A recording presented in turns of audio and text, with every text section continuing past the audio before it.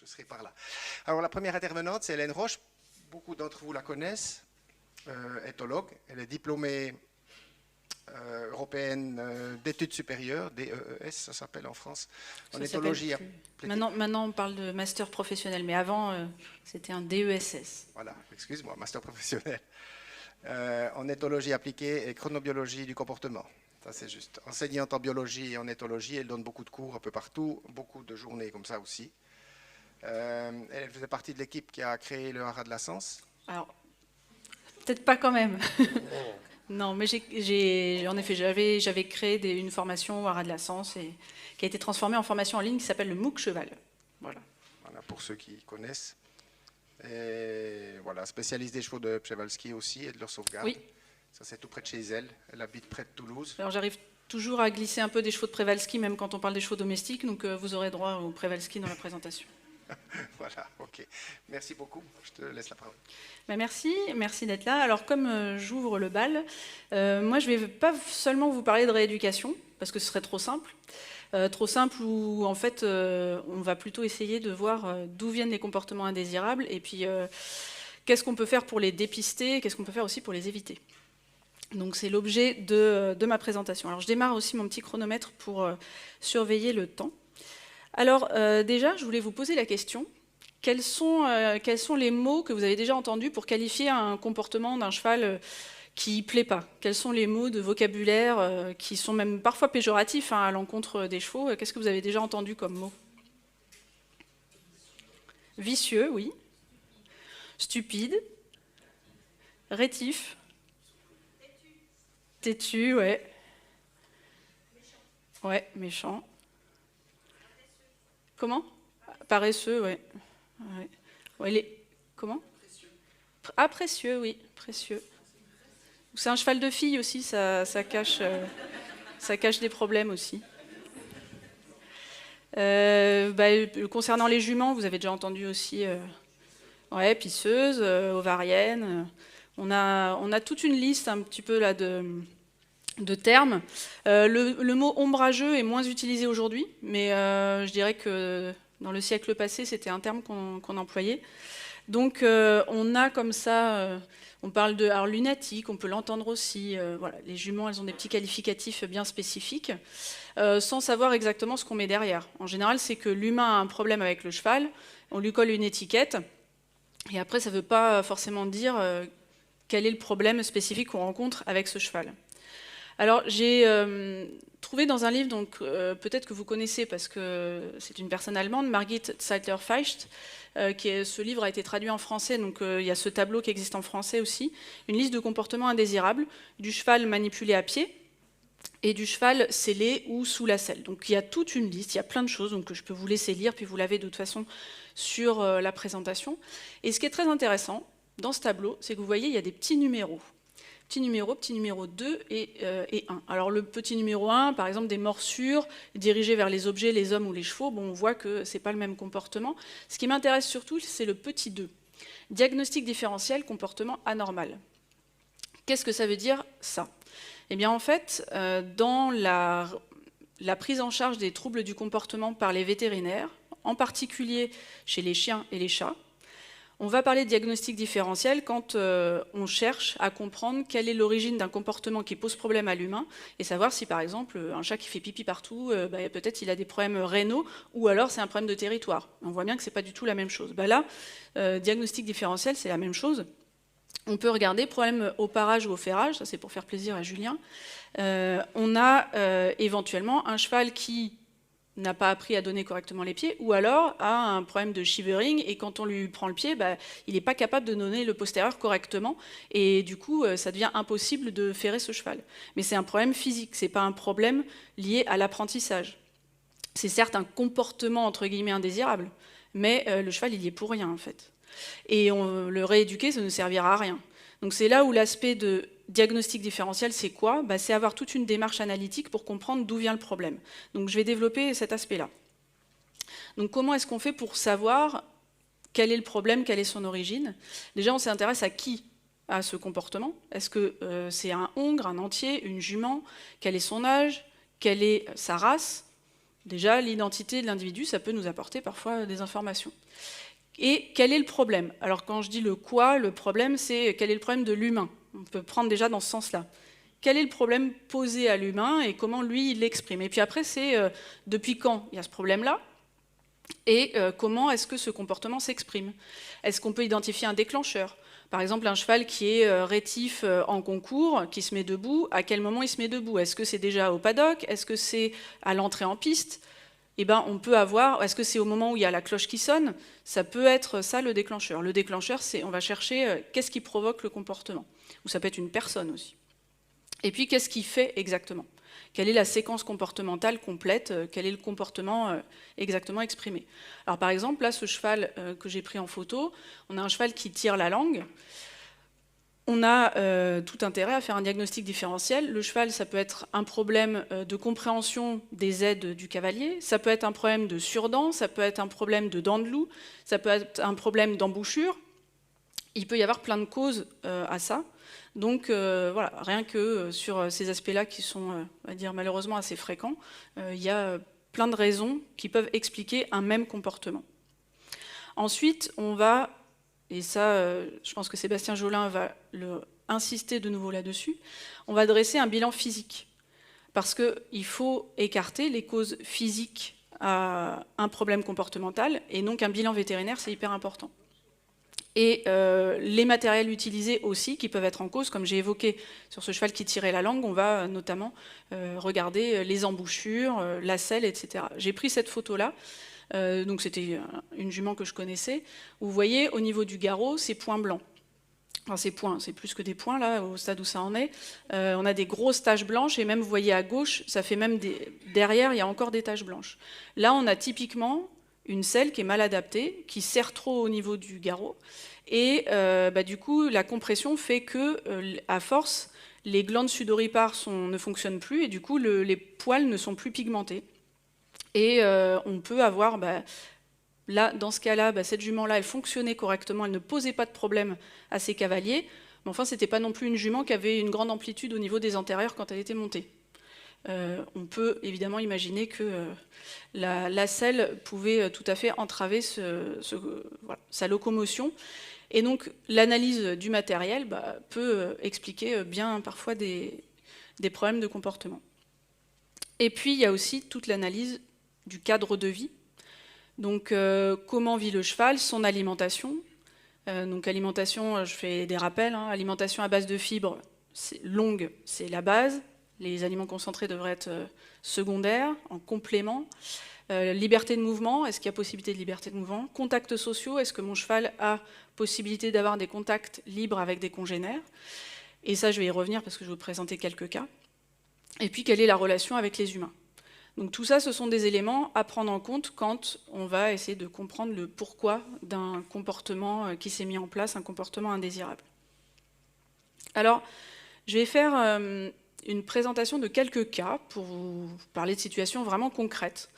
Et comme la journée est consacrée plutôt, je dirais, aux aspects, comme on a vu dans le tableau de Margit Zeiter-Feicht, avec des problèmes de manipulation, je vais vous parler des problèmes en dehors de la manipulation. Parce qu'en fait, des comportements indésirables qui existent aussi sans qu'on manipule les chevaux, il y en a et ils nous posent réellement problème. Je sais que dans la journée, ce n'est pas forcément ce dont on va parler, donc du coup, je fais vraiment je vous présente deux cas pour vraiment vous parler de ça. Et vous dire que aussi, quand on travaille sur l'environnement des chevaux, on peut aussi résoudre des problèmes et même les faire disparaître. C'est encore mieux si on peut éviter qu'ils n'apparaissent. Et donc, je vais prendre un premier cas. Je vous avais promis des chevaux de Przewalski. Donc, voilà les chevaux de Przewalski. Alors, pourquoi là, je vais prendre les chevaux de Przewalski? Parce que c'est des chevaux qui sont élevés donc, en conditions naturelles. C'est-à-dire qu'on a des chevaux qui sont placés dans des enclos qui font 200 hectares. Alors, c'est une rotation de pâture. Donc, on va dire qu'ils ont accès à un enclos de 200 hectares. Ils vivent en groupes familiaux, qu'on appelle aussi harem, et en groupe de mâles célibataires. Et il y a une dynamique naturelle, c'est-à-dire que les jeunes grandissent au sein de la famille, ils quittent le groupe familial pour aller dans le groupe de mâles célibataires pour les mâles, puis constituer leur famille à leur tour quand ils seront matures vers l'âge de 5 ans et au-delà. Et les jeunes juments, vers l'âge de 2 ans, quittent aussi le groupe familial et sont récupérés par d'autres étalons, et c'est comme ça qu'on a des nouvelles familles. Donc on a cette dynamique on va dire d'un troupeau naturel, et on a eu une problématique qui, heureusement, aujourd'hui est quasiment inexistante, problématique qu'on peut avoir en monte en liberté chez nos chevaux domestiques, c'est les cas des étalons qui tuent des poulains. Donc là, on peut franchement parler d'un comportement indésirable. On a quelques cas documentés chez des chevaux domestiques. Alors notamment, il y a une publication sur des chevaux de race Camargue, où vous savez que ces chevaux-là, ils font la monte en liberté. On met l'étalon en fait au printemps, dans la manade, dans le groupe de juments en gros, qu'on veut faire saillir. Et puis l'étalon, il est là, il y a des naissances. À la fin de la saison de reproduction, fin du mois d'août, septembre, on retire l'étalon, et éventuellement l'an prochain, ce sera un autre étalon, et comme ça, il y a une rotation d'étalons. Et il y a eu une publication où il y avait un étalon qui avait tué 16 poulains. Donc voilà, c'est pas négligeable. Et on a comme ça, de façon, je dirais, anecdotique de temps en temps, voilà, des étalons qui tuent des poulains. Nous, à l'association TAC, là où il y a les chevaux de Przewalski, en fait, nos chevaux venaient au départ de zoos. Donc de différents zoos européens, Allemagne, France et Angleterre. Et on a constitué ce troupeau avec des jeunes étalons de 2 ans et 3 ans, et puis des juments un petit peu plus âgés. Et en fait, les premières années, donc les années 95, 96, 97, jusqu'à 98, je parle suisse aussi, on a eu des cas avérés, vraiment avec témoins oculaires, hein, parce qu'il y avait une pression d'observation assez importante de la part des scientifiques sur place, d'étalons qui tuaient des poulains. Alors un étalon qui tue un poulain, c'est assez vite repérable, c'est-à-dire qu'il se jette sur le poulain les dents en avant, il le saisit, il le secoue, et en fait, il le tue en brisant la nuque. C'est sur des poulains nouveau-nés, c'est vraiment dans les premières heures de vie après la naissance. Si un étalon est présent avec des poulains et qui ne s'y est pas intéressé durant les premiers jours, il y a très peu ça ne se produit pas après. Donc c'est vraiment sur les premières heures de vie. Et nous, on a eu dans notre association plusieurs cas vraiment avérés, plus des suspicions, parce qu'on n'était pas toujours là 24 heures sur 24, donc d'étalons qui tuaient des poulains. Et du coup, comme ça s'est produit plusieurs années de suite, on a fait des analyses, parce qu'une des hypothèses qui était avancée par les biologistes, et vous avez peut-être entendu parler de ça, sur la faune sauvage, notamment sur les lions, qui tuent des lionceaux quand ils récupèrent des lionnes, quand ils arrivent à s'approcher de lionnes et qu'ils ont écarté un autre lion, ils vont tuer les lionceaux, les femelles sont en chaleur, et puis du coup ils vont pouvoir saillir les lionnes, alors que si elles continuaient à allaiter les lionceaux, eh ben, ils ne pourraient pas saillir ces lionnes.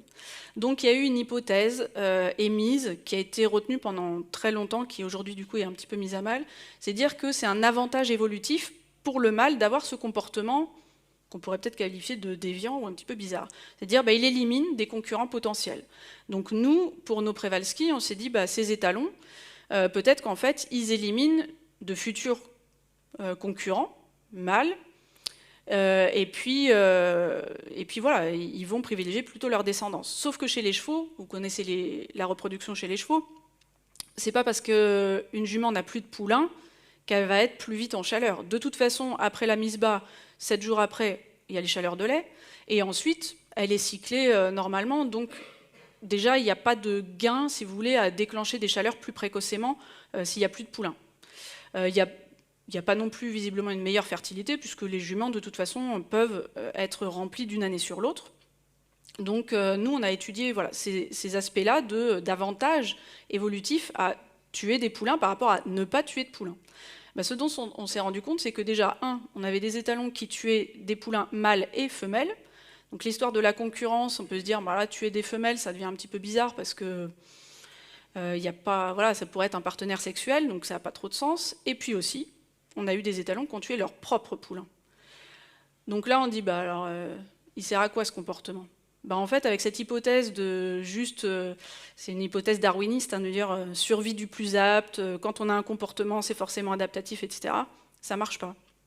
Là, on a simplement, probablement, un comportement qu'on peut appeler déviant et que nous, on peut expliquer en disant, en fait, nos étalons, qui sont arrivés pour constituer ce troupeau, au départ, ils ont été élevés dans des conditions, on va dire un peu domestiques, artificielles, où les étalons ont grandi sans contacts sociaux une fois qu'ils ont été sevrés. Et donc, ils n'ont certainement pas appris à communiquer avec d'autres étalons, et en particulier là, lorsqu'ils se sont retrouvés ensemble à entrer en compétition pour les juments, ça a dû créer du stress, et eux, ils ont répondu à ce stress par de l'agressivité redirigée sur les poulains. Et donc, on a plutôt affaire à un comportement déviant, et on a constaté qu'une fois qu'on a eu des poulains, parce qu'il y en a quand même qui ont survécu, hein, c'était pas non plus l'hécatombe totale, fort heureusement, mais on a eu des poulains qui ont grandi dans une structure sociale naturelle, ils ont vraisemblablement acquis des compétences sociales, et par la suite, on n'a plus d'infanticide. Alors je dis plus, après on n'est pas toujours là quand il y a un poulain qui est mort, on ne sait pas forcément pourquoi, mais ça reste marginal, c'était pas comme on a eu, où vraiment, quasiment à chaque fois qu'il y avait un poulain nouveau-né, il y avait des attaques.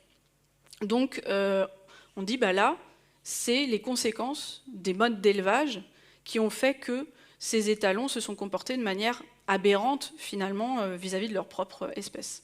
Et aujourd'hui, même pour les lions et aussi chez des primates, on estime que c'est l'intervention humaine dans des populations sauvages qui a déstructuré la population et qui a permis, finalement, à des individus qui, si on n'avait pas prélevé, par exemple, des individus dominants sur eux, qui a permis à ces individus d'accéder aux femelles et du coup de se comporter de manière inadaptée ou en tout cas agressive vis-à-vis de la progéniture.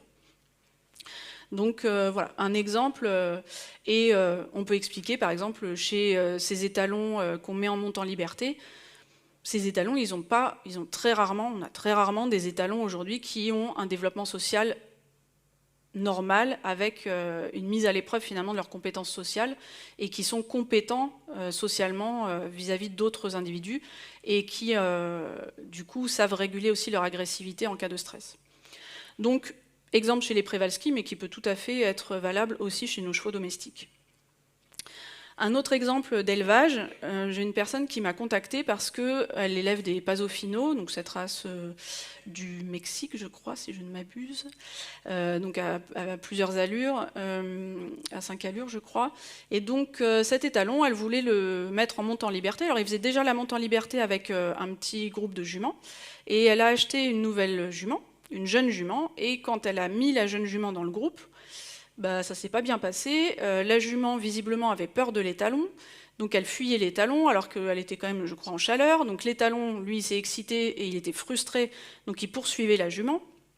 Et du coup, elle a dû les séparer, sinon c'était la cata. Donc elle était bien embêtée parce qu'elle a dû donc séparer son étalon des juments. Et donc elle m'a contactée parce qu'elle aurait bien voulu permettre à son groupe de vivre en permanence ensemble, et surtout que son étalon ait une vie avec les juments. Et donc, on a discuté de ça et du fait que le comportement de l'étalon, quelque part, il s'explique. C'est presque à lui, hein, il avait un comportement normal, c'est plutôt la jument qui avait un comportement anormal. Mais anormal qui s'explique aussi. À chaque fois, les comportements anormaux, finalement, on peut leur trouver une explication si on prend le point de vue de l'animal. La jument, elle arrive dans un nouveau groupe. Elle a peut-être été jamais en contact avec un étalon en liberté. Et du coup, en réaction de peur, même si elle est en chaleur, elle fuit. Donc réaction normale, et l'étalon, lui, face à une jument qui normalement est réceptive et qui s'en va, qui n'écoute pas ce que lui essaye de communiquer, du coup frustration et agressivité. Donc ce qu'on a fait, c'est qu'elle pouvait faire ça, c'était faire vivre en mitoyenneté l'étalon et les juments, donc dans un pré avec une clôture qui les séparait. La jument, déjà, elle a pris ses marques dans son nouveau groupe, dans ce nouveau lieu, et elle a pu se familiariser avec l'étalon en contact protégé, c'est-à-dire s'approcher autant qu'elle voulait de l'étalon, mais de toute façon, lui, il ne pouvait pas s'approcher, plus que le permettait la clôture. Et petit à petit, comme ça, on a vu que la jument a eu de moins en moins peur de l'étalon. Et ce que j'avais dit aussi, c'était pour éviter que de nouveau, il se focalise sur cette jument-là, c'était de le réintroduire au moment où les autres juments seraient en chaleur, pour permettre du coup une dilution, si vous voulez, de l'intérêt de l'étalon pour cette nouvelle jument qu'il ne connaissait pas. Et donc, ça a duré plusieurs mois, hein, la mise en côte à côte. Et en fait, ça a très bien fonctionné quand, du coup, elle a réintroduit l'étalon dans ce groupe. La jeune jument n'avait plus peur de l'étalon. Elle s'était vraiment habituée, le fait de vivre à côté lui avait vraiment permis de se familiariser. Et en plus, comme il y avait les autres juments, du coup, il n'y avait plus de focalisation sur elle en particulier. Et du coup, elle a pu faire vivre en groupe tout ce petit monde. Donc là, on avait affaire à, on pourrait dire, deux comportements indésirables, hein, de la part de la jument, de la part de l'étalon. Et ça, c'est des choses, je dirais, de la vie plutôt d'éleveur, qui n'est pas de la manipulation en tant que tel, mais c'est aussi des problèmes qu'on peut rencontrer. Là, je vais rentrer dans les cas de manipulation. Je vous ai parlé donc de ces chevaux mâles qui ne sont pas castrés et qui ont des comportements souvent d'agressivité ou comportements inadaptés, soit vis-à-vis de leurs congénères, soit vis-à-vis des humains. Très souvent, on a des mâles qui sont en isolement social. Isolement social, ça veut dire quoi? Ça veut dire qu'ils peuvent voir des congénères, mais ils ne peuvent pas interagir avec sur le plan tactile. Et donc, c'est vraiment très fréquent, même ça peut arriver chez des hongres aussi, qu'ils aient des morsures redirigées sur les humains, et sur les objets, hein, souvent aussi. Donc, morsures soit agressives, soit de jeu. C'est plutôt souvent du jeu, c'est-à-dire qu'ils vont aller chercher, ils cherchent du contact, et du coup, ils vont, de cette manière-là, solliciter le contact chez un autre être vivant, nous en l'occurrence. Et donc, j'ai quelqu'un qui m'a appelé pour un entier lusitanien, qu'il avait acheté parce qu'il était plutôt sympa, facile avec les autres chevaux, à monter, etc., pas du tout chaud et tout. Et en fait, il a changé d'écurie, donc il est resté plusieurs années dans une même écurie, puis après il a changé d'écurie. Et dans cette nouvelle écurie, alors que le cheval allait au paddock, le cheval s'est mis à mordre. Alors morsure plutôt de jeu, hein, donc on va dire comportement redirigé sur l'humain, à mordre dans le travail en main. Alors quand on fait du travail en main en dressage, voilà, le cheval qui venait sur l'humain, en main, il commençait à vraiment choper la longe très souvent, à essayer d'attraper aussi tout le temps, chose qu'il ne faisait pas avant. Donc du coup, on a discuté, à chercher à comprendre ce qui avait changé. En fait, ce qui avait vraiment changé pour ce cheval, c'est que dans la pension avant, il allait au paddock avec un copain, avec un hongre. Et dans la nouvelle pension, pour des raisons, alors je crois que c'était de couverture déchirée, et c'était pas lui qui déchirait la couverture de l'autre, c'était le hongre qui lui déchirait sa couverture. Du coup, on les mettait plus ensemble. Et en fait, la solution, elle était là.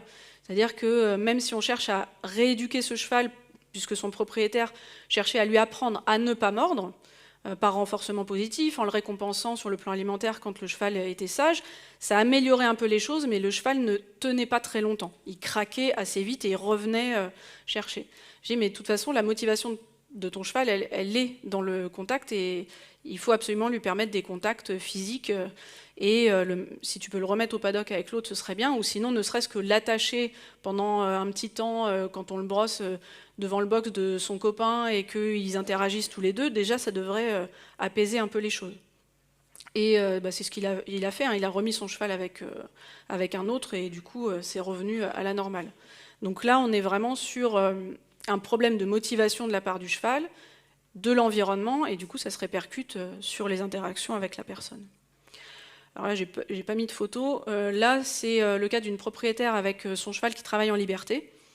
Le cheval il menaçait plusieurs fois, oreilles bien plaquées, muscles du visage très contractés. Vous voyez qu'il n'était pas content d'être là. Et à un moment donné, le cheval est parti, il a envoyé une ruade à sa propriétaire en la touchant. Alors il n'y a rien eu de grave, mais bon, clairement, il disait de dégager, quoi.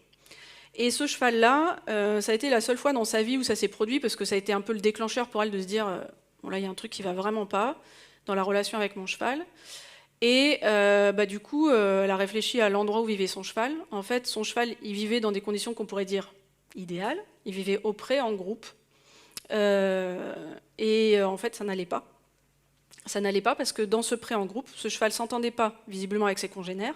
Et surtout, on était en période plutôt fin d'été, donc il n'y avait plus d'herbe. Donc il y avait un râtelier à foin, et il n'y avait pas assez en fait pour tous les chevaux. Donc les chevaux qui étaient dominés par les autres devaient attendre leur tour.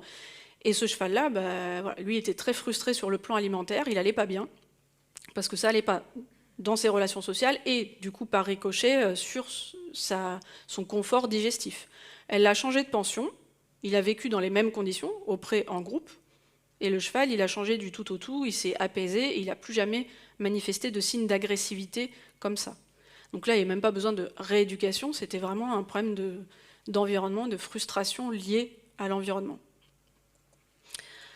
Un autre exemple, pareil, donc d'une personne qui, pour sa fille, achète une petite jument de sport chez un marchand de chevaux. La jument était facile à manipuler, pour faire du CSO. La jument, elle est en box paddock, très bien. Et elle se dit, bah, pour bien faire les choses, je vais faire vivre cette jument en groupe, au pré.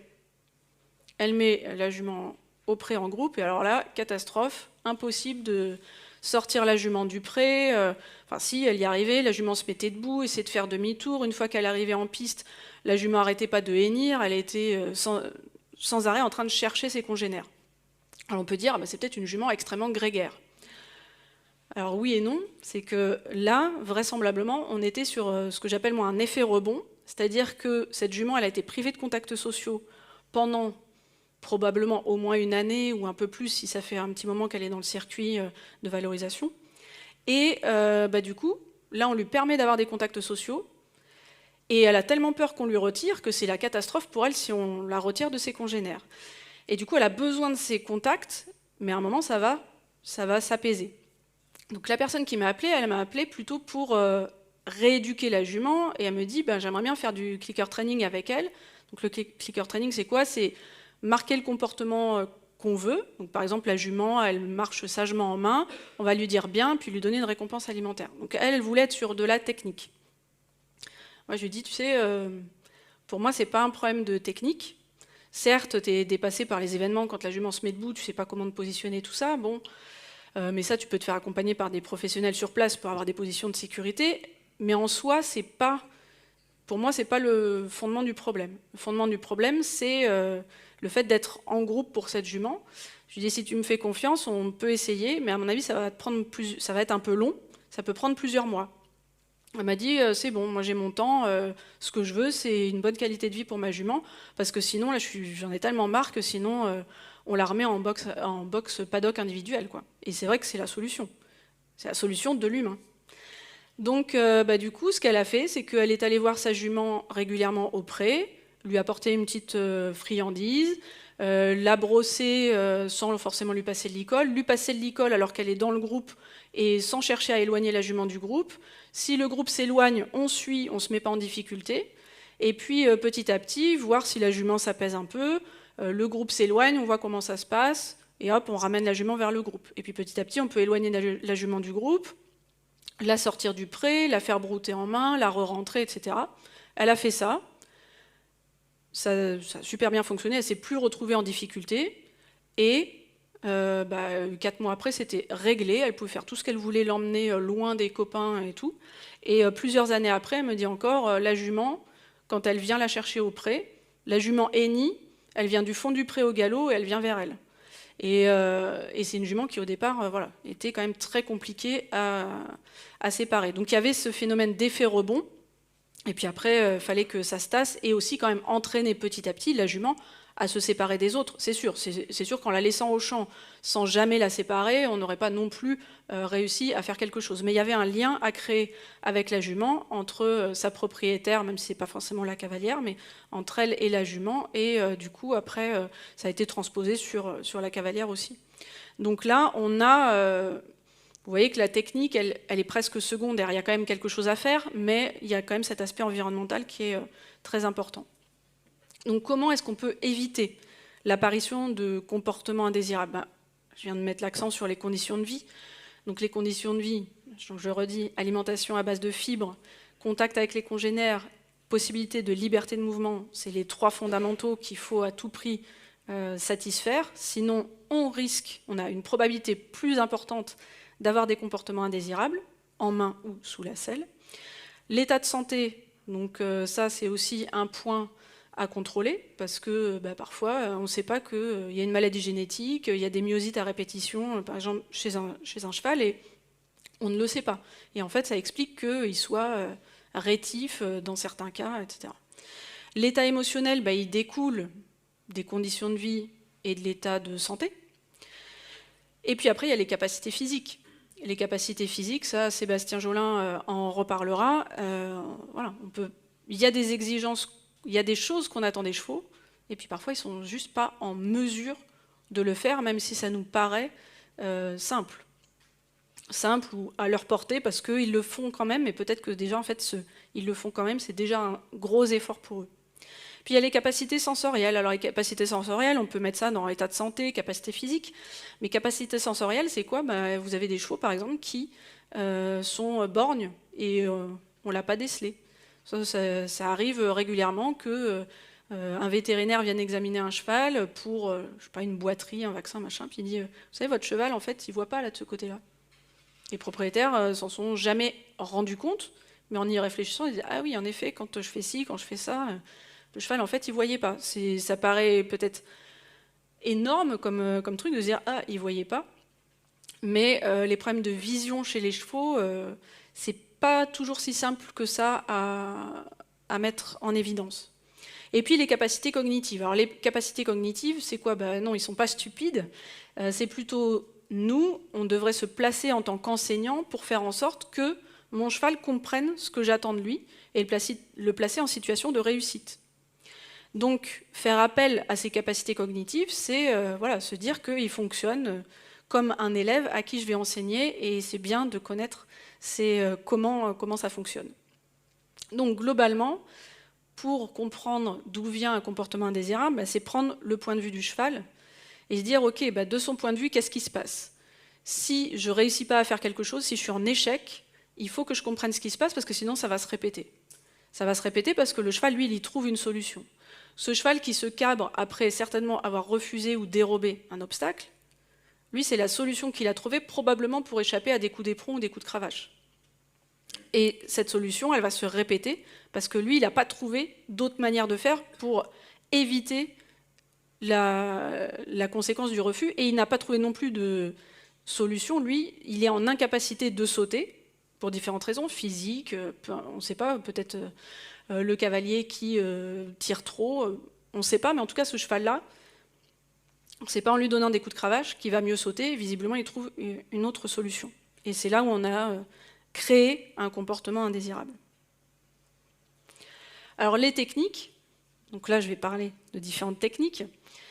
Les techniques, elles viennent soit une fois qu'on a dressé notre diagnostic différentiel et qu'on travaille déjà sur l'environnement, soit elles viennent voilà, en appui, elles viennent en complément, mais parfois vous voyez qu'il n'y a pas forcément besoin de technique. En travaillant sur l'environnement, il y a des comportements indésirables qui disparaissent. Et là, ce que je vais reprendre, c'est des techniques qui ont été présentées par deux entraîneurs, donc Karen Pryor et Ken Ramirez, qui travaillent de façon préférentielle en renforcement positif et même en une technique qui s'appelle le clicker training. J'ai apporté un petit clicker. Alors attention, le clicker, il fait ce bruit-là. Ça va, pas été trop bruyant. Le clicker, il y a plusieurs manières de le pratiquer. On peut le pratiquer avec ce petit objet qui fait clic-clac. On peut le faire avec un mot, bien, suivi d'une récompense alimentaire. À chaque fois, on va donner une récompense. Alors plutôt récompense alimentaire, c'est le plus facile à utiliser en général avec les animaux. Et on va vraiment marquer le comportement qu'on veut au moment où il se produit. Donc eux, c'est leur principe de base. Karen Pryor, elle a écrit ce livre qui est, on va dire, un best-seller mondial aujourd'hui, qui s'appelle Don't Shoot the Dog, dans lequel elle présente différents points, donc 8 points que je vais vous présenter là, et que j'ai enrichi avec ce que Ken Ramirez aussi présente. Don't Shoot the Dog, c'est quoi? C'est résoudre des problèmes. Donc je vais vous parler juste éventuellement du chien qui aboie, mais vous avez un chien qui aboie quand vous le mettez dans le jardin, qu'est-ce que vous pouvez faire? Vous avez votre conjoint qui ne met pas son linge sale dans la panière de linge sale, qu'est-ce que vous pouvez faire? Vous ratez votre service au tennis, qu'est-ce que vous pouvez faire? Vos enfants touchent à tout crient dans la voiture, qu'est-ce que vous pouvez faire? Donc voilà, elle prend comme ça plusieurs exemples, donc c'est assez rigolo à lire. Moi, je me souviens plus de toutes les solutions pour tous les cas que je vous ai présentés là, mais du coup, je le prends voilà, sous l'angle des animaux et en particulier les situations appliquées aux chevaux. Et Ken Ramirez, donc lui, il est tout à fait dans la même veine. Il a aussi enrichi ces différentes techniques on va dire, voilà, de compléments. Et vous voyez, bon, le livre de Ken Ramirez, là, Animal Training, voilà, ça concerne toutes les espèces, alors en particulier les mammifères marins, mais les chiens, les gorilles, les éléphants, etc. Donc voilà, là je vais vous présenter ça, c'est tiré notamment de conférences de Ken Ramirez et du livre Don't Shoot the Dog de Karen Pryor. Donc les principes clés, c'est qu'il faut partir du principe, et ça c'est valable, je veux dire en éthologie, en biologie, c'est ce qu'on dit, si un comportement est exprimé, s'il y a une manifestation comportementale, c'est qu'il y a une motivation derrière. Donc si on ne s'intéresse pas à la motivation, en général, on risque d'être en situation d'échec. Si l'animal refait un comportement, c'est qu'il y trouve un intérêt. C'est la solution qu'il a trouvée à son problème. Du coup, il n'a plus de problème. Ce cheval qui se met debout après avoir refusé, lui, il a moins de problèmes ou plus de problèmes. Par contre, nous, on en a un. Donc, il faut se dire, voilà, ces comportements qui sont faits, ils ont un intérêt pour l'animal. Et si on trouve qu'il s'en sert contre nous, que nous, on va qualifier ce comportement d'indésirable, bah, quelque part, on est responsable. On est responsable sans le faire exprès. Hein, très souvent, on a encouragé ces comportements à se reproduire, malgré nous. Donc, voilà. Parfois, on se dit « Ah, dommage, je lui ai appris, il va retenir un truc que je n'avais pas prévu. » Alors, déjà, en avoir conscience, c'est pas mal, parce que ça évite qu'on reboucle derrière et qu'on entretienne le truc. Mais, voilà. En tout cas, il y a ce mécanisme-là, c'est là où je parle de... Je peux revenir sur les capacités cognitives. C'est là, c'est se dire, le cheval, il ne fait pas le truc pour forcément nous faire suer et dire oui, parce qu'il est paresseux, parce qu'il est bête. Non, il a trouvé une solution, lui. Donc, quelques notions sur l'apprentissage. Quand on est enseignant, donc moi je considère que dans la relation homme-cheval, on va être l'enseignant de son cheval ou de son poney. On est dans ce qu'on appelle le conditionnement opérant, là, et on veut faire en sorte qu'un comportement se reproduise. Et bien dans ces cas-là, si c'est bien ce qui se produit, je vais parler de renforcement. J'ai renforcé un comportement. Donc l'animal a envie, le cheval a envie de refaire ce qu'il vient de faire parce que soit il y a une sensation désagréable qui s'arrête, donc il y retrouve du confort, soit il obtient une récompense satisfaisante, par exemple une récompense alimentaire. Dans le cadre de la punition, je vais dire, moi je veux éliminer ce comportement-là, je veux plus qu'il soit présent, ou qu'il soit beaucoup moins présent. Donc si c'est bien ce qui se produit, j'ai puni un comportement, et du coup, voilà, j'exerce une punition. Donc, mon poney ou mon cheval, lui, sa motivation, dans le cadre du renforcement, eh ben, ça va être de refaire le comportement, donc il faut trouver comment il peut être motivé. Et pareil, dans le cadre de la punition, alors lui, il ne va pas se dire « je ne fais pas ». Je ne fais pas tel truc, parce que nous, on est plutôt dans cette logique-là, à se dire « je ne veux pas qu'il bouge au montoir », par exemple. Ou alors, le « ne pas », c'est un concept. C'est en fait, lui, il ne peut pas savoir ce qu'il doit faire à la place. Donc le ne pas, il faut le transformer en faire autre chose. Et du coup, le faire autre chose, c'est ce que le cheval va adopter. Mais par exemple, ce cheval qui se met debout, bah, lui, après le refus, sa solution, lui, il a trouvé, c'est se mettre debout, c'est sa réponse. Et ça devient pour nous un comportement indésirable. Donc on a renforcé et punir. Travaux pratiques. Vous avez certainement déjà rencontré des chevaux qui tapent dans les portes de boxe, dans les écuries. Oui. Alors, quelles sont les solutions qu'est-ce que vous faites ou qu'est-ce que vous avez vu faire quand un cheval tape dans la porte d'un box? Comment? Alors, le gronder en faisant quoi, par exemple? En élevant la voix, oui. Quoi d'autre encore? Donc, mon cheval, j'ai un cheval là dans l'écurie c'est insupportable, il nous casse les oreilles. Ouais, lui lancer quelque chose. Ouais, lui donner à manger en premier, parce que sinon il met le ramdam dans toute l'écurie, donc au moins on est débarrassé. Quoi d'autre encore? Il n'y en a pas qui vont... Je lui donne pas à manger, oui. Ouais. Il n'y en a pas qui vont mettre des claques aussi au cheval qui... Ça arrive aussi. Alors, les coups de cravache, voilà, les coups de cravache. Qu'est-ce que, dans la plupart des cas, est-ce que, là, dans les solutions que vous avez évoquées, est-ce qu'il y en a qui fonctionnent? Est-ce que le cheval arrête de taper dans la porte du box? Non. Alors, nous, on se dit, par exemple, je le gronde, ou je lui jette un truc, ou je vais, pour essayer de lui mettre une claque pour qu'il recule dans son box. Ce qui se passe, c'est que le comportement, il se maintient. Hein. On a toujours des chevaux qui continuent à taper dans la porte du box. Donc moi je me disais, je suis en train de le punir, je suis quand même désagréable, j'élève la voix, je vais essayer de lui mettre une claque. Et on a dit la punition, c'est quoi? C'est le résultat doit être de faire diminuer la fréquence ou faire carrément disparaître le comportement. Est-ce qu'on a obtenu ça en élevant la voix ou en grondant le cheval? Non. Globalement, si on est factuel, qu'est-ce qui est en train de se passer quand on est dans cette écurie et qu'on a un cheval qu'on gronde et tout ça? On a un comportement qui est stabilisé, voire qui augmente en amplitude, en durée. On a un cheval qui tape maintenant dès qu'il y a quelqu'un dans l'écurie. C'est plus seulement... En général, ça commence au moment des repas, distribution des repas, et puis petit à petit, ça s'étend. Dès qu'il y a quelqu'un dans l'écurie, le cheval tape dans la porte du box. Donc là, en fait, si on décortique ça sous l'angle de l'apprentissage, et pour le coup, c'est intéressant parce que ça nous permet de prendre le point de vue du cheval, qu'est-ce qui se passe? On est en train d'avoir un comportement qui est renforcé, alors que je pensais punir. Donc, quel est l'intérêt du cheval, finalement, à taper dans la porte du box? C'est d'attirer notre attention. Et rien que d'élever la voix, ou même de s'approcher pour aller lui mettre une claque, ben en fait, le premier truc que lui retient, c'est que je lui accorde de l'attention. Donc si je lui accorde de l'attention, visiblement, c'est ça qui entretient le fait qu'il va taper dans la porte du box. Et alors évidemment, aller le nourrir en premier, là, on est sûr qu'on récompense ce comportement-là, c'est certain. Donc la solution qui a été soulevée là, c'est de dire, en fait, je ne vais pas lui donner ce qu'il veut, c'est-à-dire de l'attention, et même, évidemment, la nourriture, encore pire, je vais plutôt éviter de lui accorder de l'attention quand il tape dans la porte du box. Alors ce que je vais faire, c'est que si typiquement il le fait au moment des repas, je vais servir tout le monde et je vais après être un peu plus tranquille, parce que sinon ce sera impossible, je vais agiter toute l'écurie sinon. Mais du coup, je prends ce cheval en dernier, j'ai la ration, le cheval tape dans la porte du box, tant qu'il tape dans la porte du box, je ne m'approche pas. Si à un moment donné, il est quand même, on va dire, pas trop excité et arrête de taper, je peux m'approcher. C'est un peu un 2-3 soleil, si vous voulez. Si vous avez déjà, vous souvenez, jouer à un 2-3 soleil. Comment?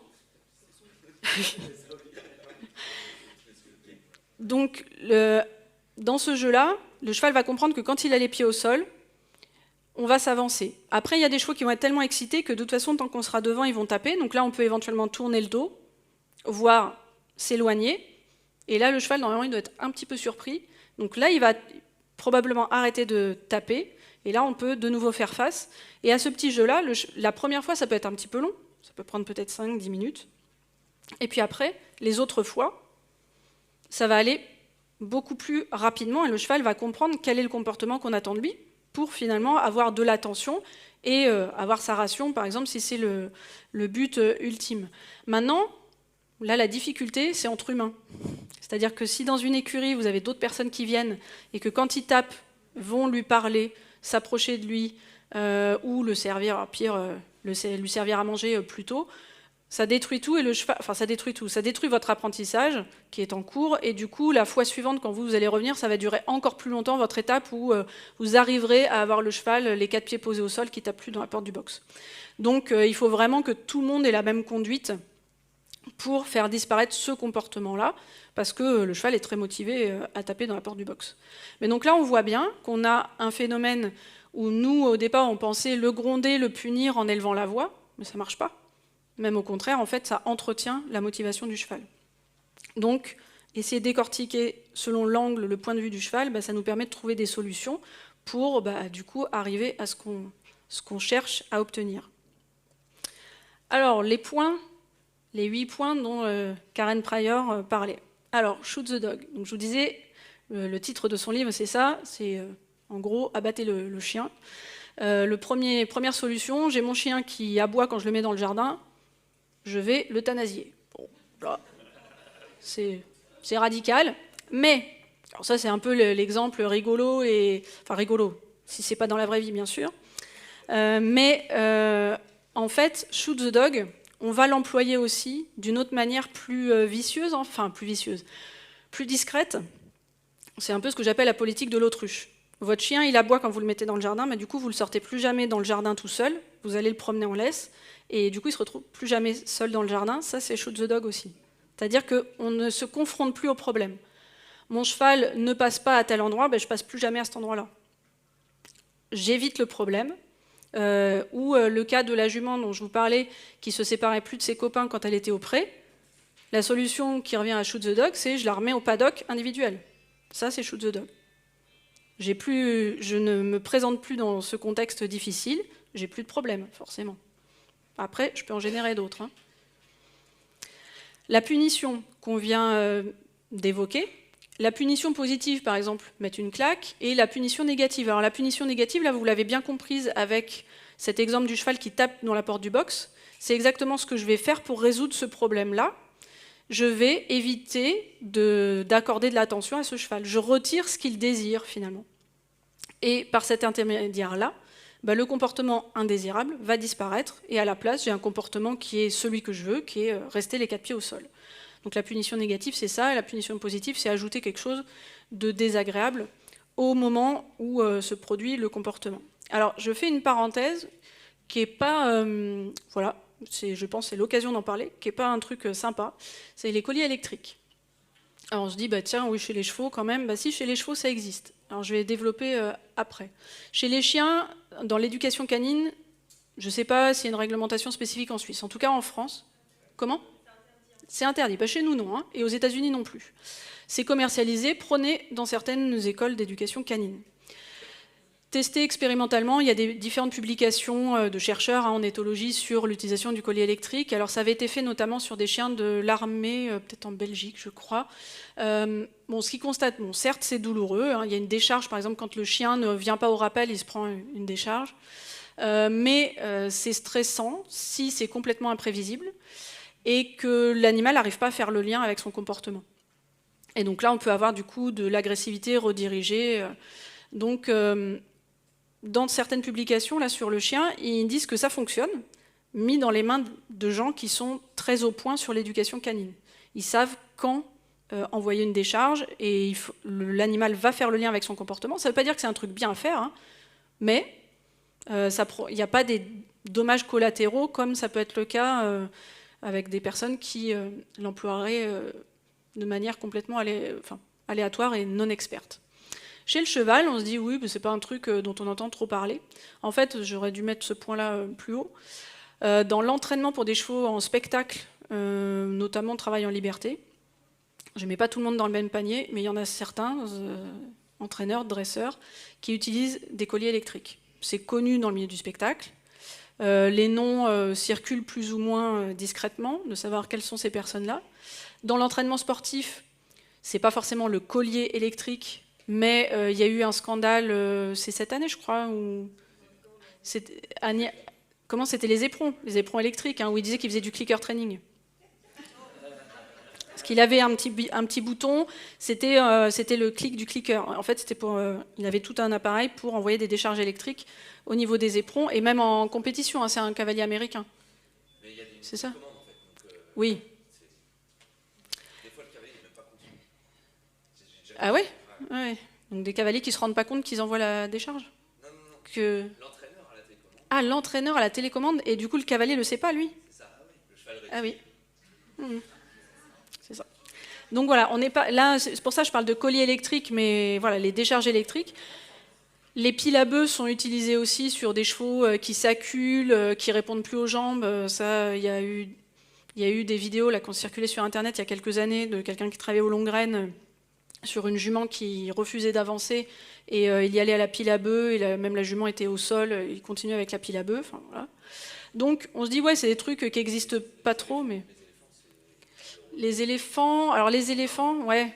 Après, aujourd'hui, je ne sais pas s'ils utilisent en tout cas, il y a de la violence, clairement, oui, dans l'entraînement des éléphants. Et alors, quand même, je fais une petite parenthèse sur une étude portant sur le collier électrique chez les chevaux, sur les étalons. En fait, aux États-Unis, alors on est dans un pays plutôt puritain, les érections spontanées chez les étalons, ou les entiers, est très mal perçu, très mal vu. Il y a une croyance selon laquelle un étalon qui va déverger et avoir des érections spontanées aurait une libido diminuée et une qualité de semence pas correcte. Et donc on va essayer d'empêcher ça. Donc il y a différents dispositifs, on va dire mécaniques, à disposer sur la verge, sur le ventre du cheval pour que ce soit désagréable quand il a des érections, et les colliers électriques. Donc voyant ça, on a des chercheuses donc Sue McDonnell et Amy Hines, qui ont fait un protocole expérimental pour dire que non, il n'y a pas à chercher ça, c'est au contraire, ça va être pire d'utiliser ce dispositif.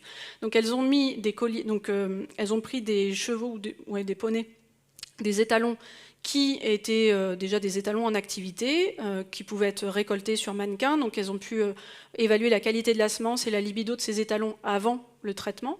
Et ensuite, ils étaient équipés de colliers électriques au box.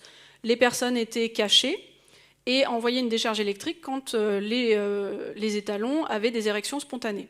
Et après, elles ont regardé la qualité de la semence, la libido de ces étalons après traitement. Et ce qu'elles ont constaté, c'est que ces étalons, ils avaient une qualité de semence altérée après ce traitement expérimental, et il y avait même, chez certains étalons, donc sur 8 sur 12, des comportements anormaux pendant l'expérience. C'est-à-dire que ces étalons avaient bien compris que ça avait un lien avec sortir le sexe, mais visiblement, ils ne pouvaient pas se contrôler pour ça. Et donc, du coup, quand ils dévergeaient pour uriner, puisque vous savez qu'ils sortent leur sexe pour uriner, les mâles, eh bien, en fait, ils montraient plein de signes d'inconfort, voire ils se retenaient probablement d'uriner, et ils montraient des signes comme des symptômes de colique. Ils se regardaient les flancs, ils s'agitaient, ils avaient la queue qui foyait.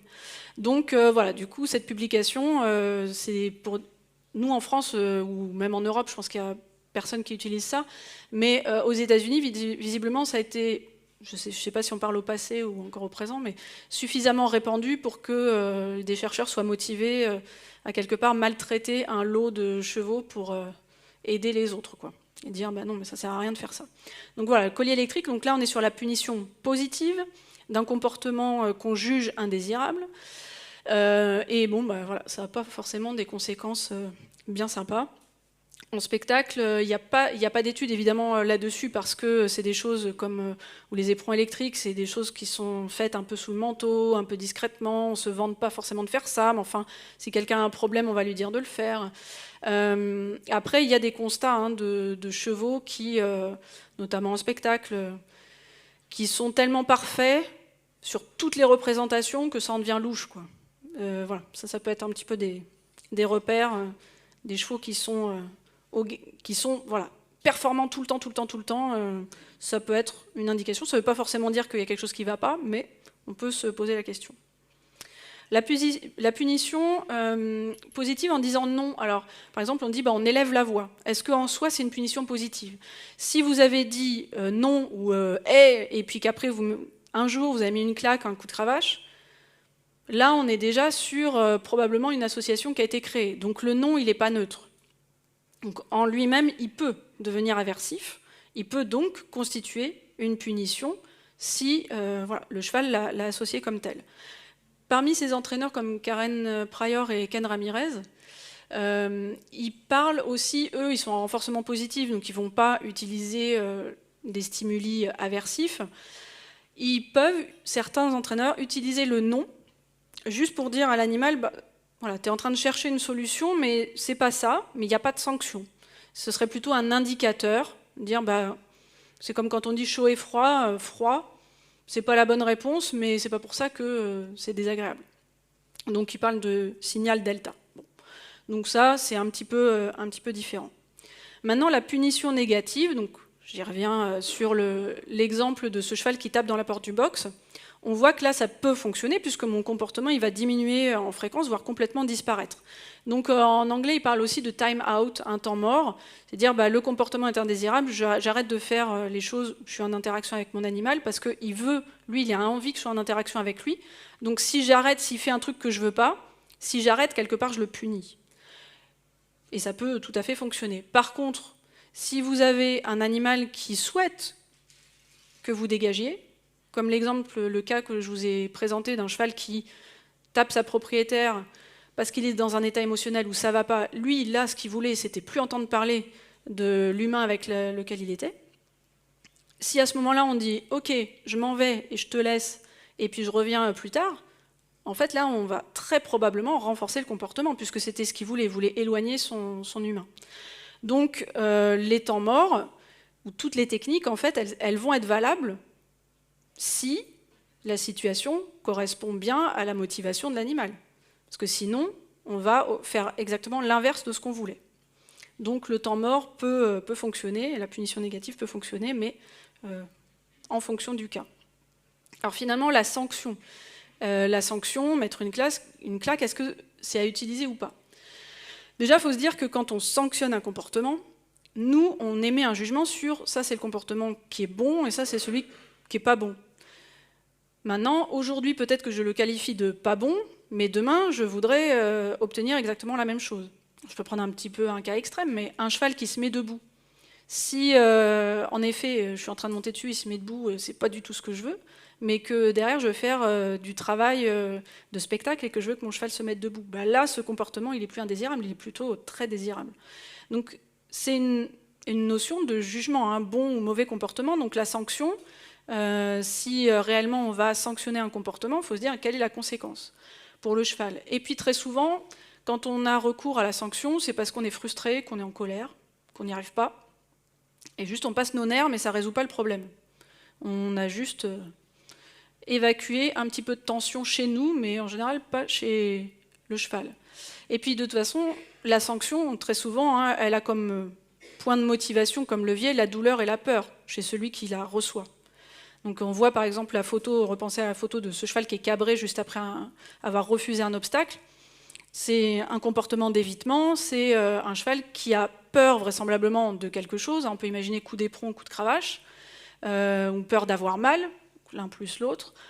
Donc, éthiquement, on peut se poser la question de la légitimité de ça. Et puis, ce que je vous disais, c'est que très souvent, si on sanctionne, bah, du coup, on ne dit pas « moi, je voudrais que tu fasses ça », plutôt que ce que tu es en train de faire.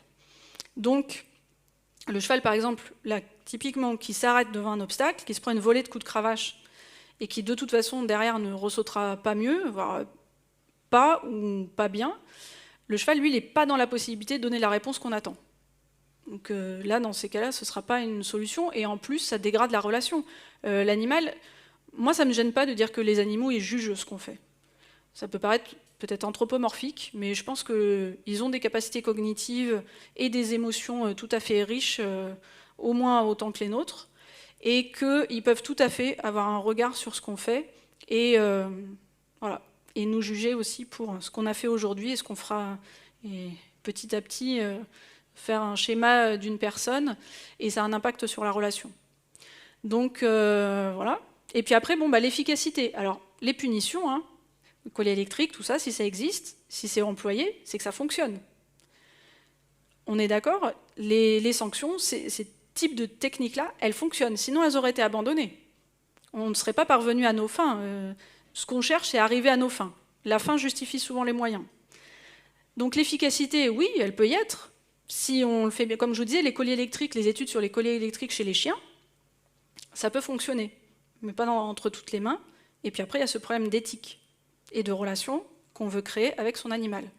Donc, l'efficacité, ben, il y a clairement des fois où on va dire bah, la punition, là, mon cheval tape dans la porte du box, je viens lui mettre une claque.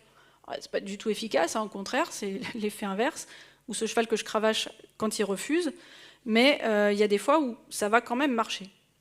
D'où le fait qu'on continue à l'utiliser. On peut aussi renforcer négativement un comportement qu'on cherche. Par exemple, j'ai un cheval qui n'avance pas, qui est je sais pas, rétif aux jambes. C'est là où je vais parler sous couvert un peu de Sébastien. Donc j'ai un cheval qui est rétif aux jambes. Alors, je peux lui flanquer un grand coup de cravache. S'il ne se porte pas en avant, ça ne sert à rien. On est dans la punition-sanction qui apporte rien. Je n'ai pas la réponse voulue.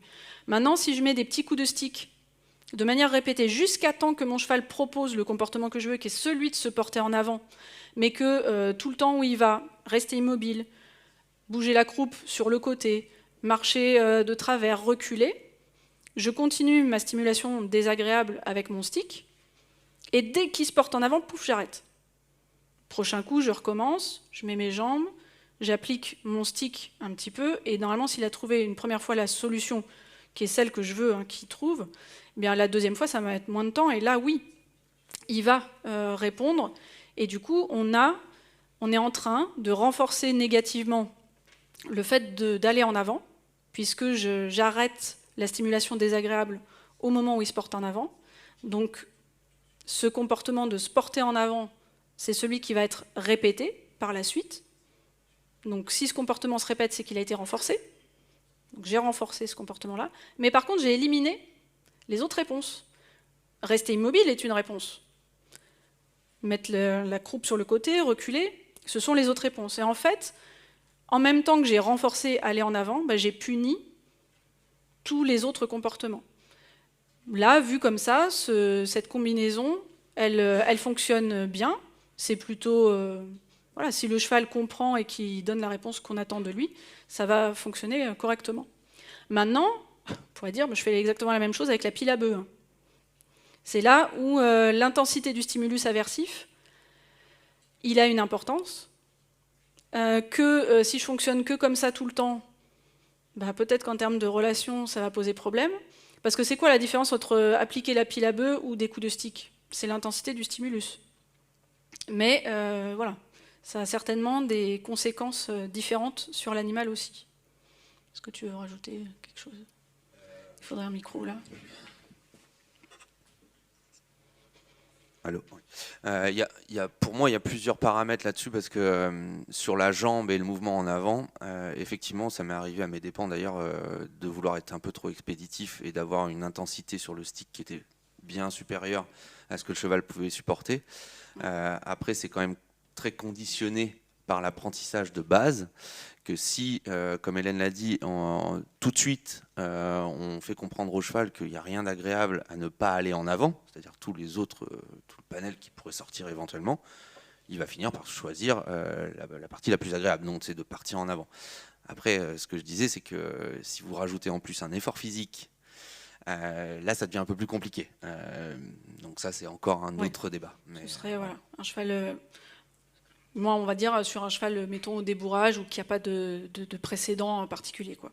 Après, pour l'obstacle, c'est pareil. Quand un cheval qui se met debout devant l'obstacle, est-ce qu'il a rétivé parce qu'il ne veut pas sauter l'obstacle ou est-ce qu'il a rétivé parce que la jambe s'est mise au mauvais moment et à un mauvais escient ou il n'a pas été assez éduqué pour que la jambe soit entendue comme le cavalier l'entend? Et dans le renforcement négatif, on peut aussi entraîner des comportements ou réentraîner des comportements liés autour des techniques qu'on appelle la désensibilisation. Alors on est d'accord que tous les chevaux, il vaut mieux les entraîner quand même à vivre dans les environnements d'humains et diminuer leur réaction de peur lorsqu'on les manipule. Et la partie de débourrage, c'est une première étape où on va vraiment les mettre dans le bain de ce que c'est que de vivre avec des humains et finalement avoir des choses qui, autour de soi, sur son corps, qui peuvent à la base peut-être générer de la peur et de l'inconfort. Donc c'est crucial d'habituer les chevaux à différents objets et événements de notre environnement. Donc la désensibilisation, vue par les scientifiques, c'est l'augmentation progressive d'un stimulus sans jamais déclencher une réponse liée à la peur. Donc par exemple, je présente une tondeuse, le bruit d'une tondeuse, je vais m'arranger pour que mon cheval n'ait pas de mouvement de peur, de recul, et petit à petit, je vais pouvoir approcher ma tondeuse sans jamais que mon cheval se soit enfui ou manifester des signes de peur. En fait, dans les techniques de terrain, il y a un ensemble, quand on parle de désensibilisation, ça représente un ensemble de techniques. Donc derrière, parfois, chacun y met un petit peu ce qu'il veut. Et il y a des techniques, notamment dans le horsemanship, qui reposent plutôt sur le renforcement négatif, donc je vais vous donner un exemple là-dessus, qu'on appelle donc aussi du contre-conditionnement. Le risque, c'est d'aller au-delà de ce que le cheval est prêt à supporter. On peut reprendre l'exemple de la tondeuse, je vous dis, oui, on ne déclenche jamais la réaction de peur. Sauf que si on vous dit, alors si tu arrêtes ta tondeuse au moment où le cheval bouge, tu risques de lui apprendre à bouger. Et donc, la personne commence trop près du cheval avec sa tondeuse, mais on lui a dit, surtout, il ne faut pas la couper si ton cheval bouge. Du coup, comme elle est trop près, le cheval va forcément bouger, et va forcément bouger plus, et la personne continue, et là, le cheval risque d'être vraiment en panique. Et on peut aller jusqu'au processus où le cheval est tellement en panique que la personne continue. Et là, à un moment donné, le cheval peut s'arrêter, non pas parce qu'il n'a pas peur, mais parce qu'il est épuisé et résigné. Donc on parle de résignation acquise. Alors c'est plus rarement avec la tondeuse, mais par exemple avec un sac plastique, j'ai un exemple un cas concret assez éloquent de ce point de vue-là, où un propriétaire, son cheval de dressage avait peur des sacs plastiques et puis ça pouvait lui poser problème en concours quand vous avez notamment les sacs poubelles qui sont sur les haut-parleurs, tout ça, que ça fait un peu de bruit. Du coup, il voulait l'habituer aux sacs plastiques. Donc on lui a dit, tu viens, comme il avait son cheval chez lui, tu viens voir ton cheval au box avec des carottes dans un sac plastique, tu lui mets les carottes dans la mangeoire et puis voilà, ça va passer. Le conseil n'était pas idiot, hein, c'était plutôt une bonne idée. Sauf que, en fait, visiblement, ce cheval avait un seuil de peur tellement élevé qu'en fait, il s'est passé exactement, enfin, pas l'inverse, mais on est arrivé à un statu quo, où moi, je suis venue à ce moment-là. Et donc, il nous a montré comment il faisait. Donc, il venait avec son sac plastique de carottes. Il arrivait près du box. Le cheval se tapissait au fond du box. Vraiment, il ne pouvait pas aller plus loin. Et il vidait son sac de carottes dans la mangeoire. Il faisait ça tous les jours. Ah, bah, ça allait pas mieux, hein. Et bah ouais, parce qu'on lui avait pas dit qu'en fait, là, il était dans une situation où finalement, ça pouvait pas progresser. Donc, du coup, je dis, bah voilà, il faut maintenant que, pour décortiquer ça, parce que l'idée est pas mauvaise en soi, c'est regarder le cheval, quelle est sa réaction, et du coup, tu commences à beaucoup plus loin, tu vois la tête de ton cheval, tu fais ton bruit de sac plastique, le cheval reste encore à la porte du box, tu caches ton sac plastique, tu t'arranges pour plus du tout qu'il fasse de bruit, tu vas jusqu'à ton cheval lui donner une carotte, tu reviens là où tu étais, tu vois si tu peux faire un pas de plus, faire du bruit avec ton petit sac plastique, le cheval, il a éventuellement un petit mouvement de retrait, mais il veut bien rester, bah là tu caches ton sac plastique, tu vas lui donner ta carotte, et puis ça va s'étaler sur plusieurs jours, et petit à petit, le sac plastique, il va s'y habituer, il va être désensibilisé au sac plastique, et du coup, après ce sera bon, il aura probablement plus peur des sacs plastiques. Mais là, il avait dépassé le seuil de tolérance du cheval, et il était plus du tout dans une situation d'apprentissage, il était dans une situation presque de résignation. Alors le cheval n'était pas complètement résigné, puisqu'il était quand même en manifestation de peur, et s'il avait pu fuir beaucoup plus loin, il aurait fui plus loin. Mais c'est pour vous dire, le risque dans ces techniques-là, c'est de dépasser le seuil de tolérance de l'animal, donc du cheval, et puis du coup de basculer dans autre chose qui va être l'immersion. On a vu pas mal de débourrages dans les années 2000 basés sur ces principes-là, où on fait tellement de choses, tellement de stimulation. Ça se fait encore sur les Mustangs aux États-Unis, dans les débourrages voilà, où ils préparent les Mustangs en 2 jours. Ces chevaux-là, ils sont submergés en fait, par les stimulations, donc au bout d'un moment, ils rendent les armes. C'est un peu ça. Hein. Et ils sont résignés. On peut tout faire. Par contre, si vous reprenez ces chevaux 24-48 heures après, c'est la catastrophe. Hein. Ils sont dangereux, ils deviennent vraiment même dangereux. Donc voilà, il y a ces phénomènes-là qui existent, et on voit que les frontières entre les catégories, entre renforcement négatif, où j'arrive à enseigner quelque chose à mon cheval, et l'autre où finalement j'ai dépassé le seuil de peur, et finalement j'ai un animal qui est résigné, mais qui a toujours extrêmement peur, hein, ben ça il faut arriver à le voir. Et ça, il faut s'éduquer nous-mêmes pour arriver à le repérer. Et la technique en elle-même ne renseigne pas, il faut regarder le cheval pour savoir où on se situe dans l'apprentissage. L'autre possibilité, c'est un comportement indésirable se produit, je l'ignore, mon chien aboie dans le jardin, ce n'est pas un problème, ni pour moi, ni pour mes voisins, très bien. Alors, chez les chevaux, moi j'avais vu un cas de rééducation chez Nicolas Blondeau, d'une jument qui visiblement se mettait bien à la verticale debout. Il avait un excellent cavalier qui prenait cette jument. Il la monte, tout ça. À un moment, la jument se met droit debout. C'était un non-événement, et puis il a continué ce qu'il faisait. Bon, dans certains cas, voilà. Et probablement, ça peut passer si on a, voilà, si en effet c'est un non-événement. Par contre, dans certains cas, c'est pas à la portée de tout le monde. Hein. Donc voilà, dans certains cas, c'est possible. Dans d'autres, ça le sera moins. En renforcement positif, où on attend des animaux qui prennent une initiative. On demande quelque chose à un animal, il ne fait pas ce qu'on veut, il fait autre chose. Ce que vont faire les entraîneurs, c'est qu'ils vont faire un time-out, donc dire une réponse neutre, 3-5 secondes, ils ne vont pas partir, ils ne vont pas laisser l'animal, ils vont attendre et redemander un comportement que l'animal fait normalement facilement, donc pas le comportement qui vient de poser problème, enfin, auquel il n'a pas répondu, ils vont lui demander plusieurs fois le même comportement simple, et juste derrière, donc ils vont récompenser, et juste derrière, ils redemandent ce comportement qui vient de poser problème, et en général, ça marche. Alors je dis en général, c'est-à-dire que ça, c'est des entraîneurs quand même très avancés, qui comprennent aussi comment fonctionne l'animal. On ne sait pas exactement pourquoi, est-ce que c'est en remotivant l'animal, en le réencourageant finalement, en disant si, tu peux y arriver, etc., que ça fonctionne, mais en tout cas, c'est une technique, donc ils disent de remotivation. Et par exemple, Ken Ramirez, en conférence, montrait une vidéo sur, je ne sais plus, c'était une otarie de Californie, je crois, qui ne fait pas ce qu'on demande, et puis du coup, il lui redemande un truc simple, par exemple, toucher avec son nez sa main fermée comme une cible, donc elle doit le toucher. En 1 minute, il récompense 18 fois. Derrière, il redemande, je ne sais pas, mettons, de rester immobile au sol, et l'otarie fait tout de suite. Donc voilà, c'est ce genre de technique-là auquel on est moins habitué, puisqu'on est plus familier avec le renforcement négatif. On peut aussi entraîner un comportement qui est incompatible avec celui qu'on ne veut pas. Donc, on peut aussi parler de contre-conditionnement, cette fois-ci par renforcement positif. Donc, dans les techniques que Ken Ramirez nomme, il parle de réorientation. Et par exemple, là, sur mon poney, je vais lui dire, bah, tu restes le nez sur ma main est la cible, pendant que je fais des trucs avec une seringue, pour qu'ensuite je puisse mettre la seringue au niveau de l'encolure et que, par exemple, quand la vétérinaire vient, tu as un truc à faire. Ton truc à faire, c'est de rester le nez sur ma main, c'est ton job.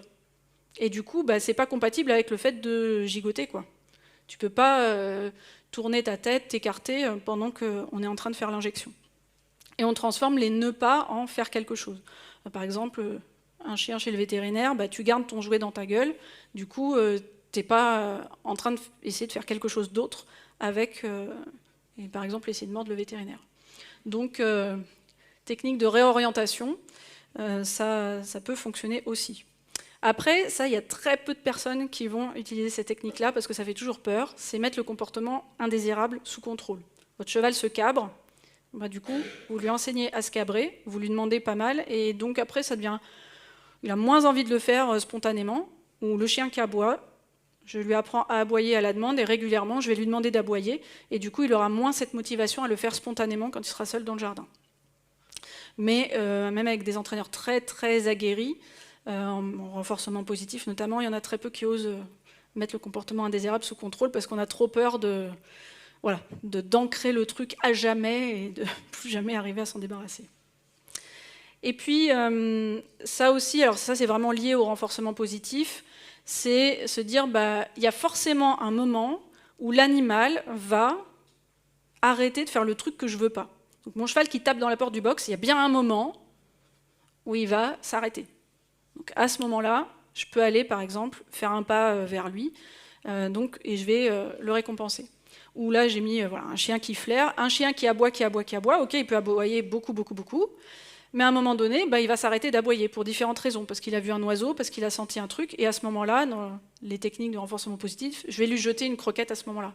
Donc je profite d'un autre truc qu'il fait pour lui dire, bah, ça c'est intéressant, tu vois, ça plutôt que ce que tu faisais avant, ça m'intéresse. Donc c'est une autre manière de faire, et on est opportuniste et on saisit cet autre comportement pour le récompenser. Et puis on va aussi changer la motivation. Donc ça, ce point numéro 8, ils disent tous, c'est ce par quoi on doit commencer. C'est-à-dire que même si vous faites de la rééducation et que quelque part vous changez un peu la motivation de l'animal, bah souvent c'est pas suffisant. Il faut vraiment comprendre pourquoi le comportement s'exprime pour changer la motivation complète, quoi.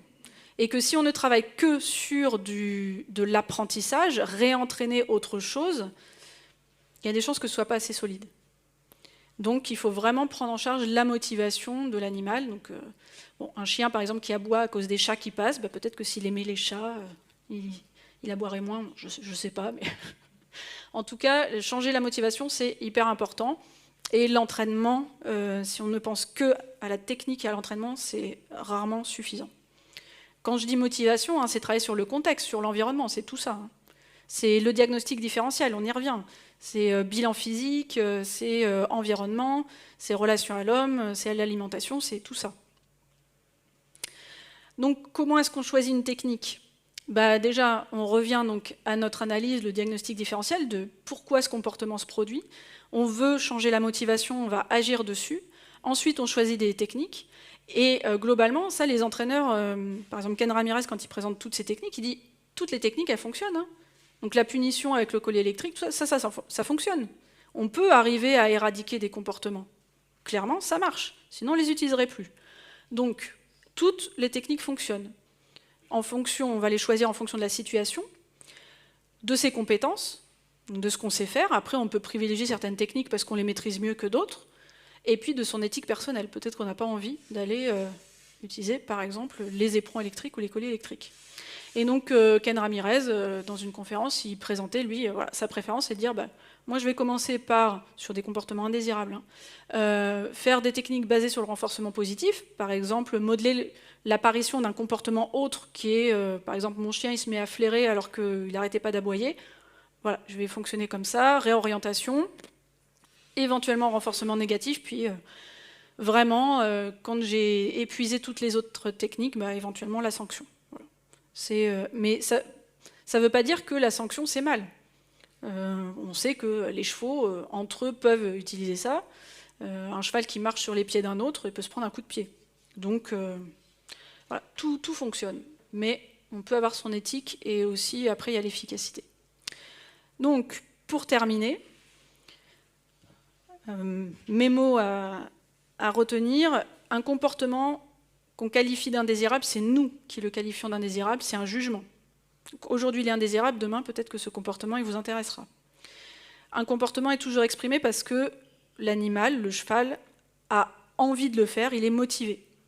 Il faut toujours chercher les causes à un comportement problématique, sinon on n'arrivera pas à le prendre à bras-le-corps et du coup à le résoudre, et il faut éliminer notamment les causes physiques et environnementales avant de chercher une solution technique.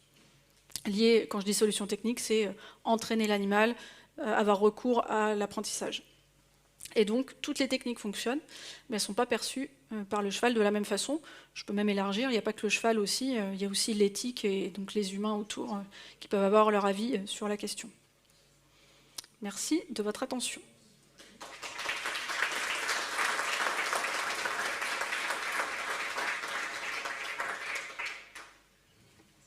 Merci Hélène.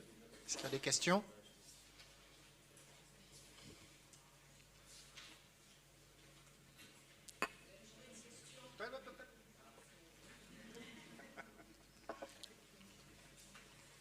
J'aurais une question. Quand vous dites que toutes les techniques fonctionnent, est-ce qu'il n'y a pas quand même des techniques qui fonctionnent mieux avec certains individus, certains chevaux que d'autres en fonction de leur sensibilité ? Bien sûr que si.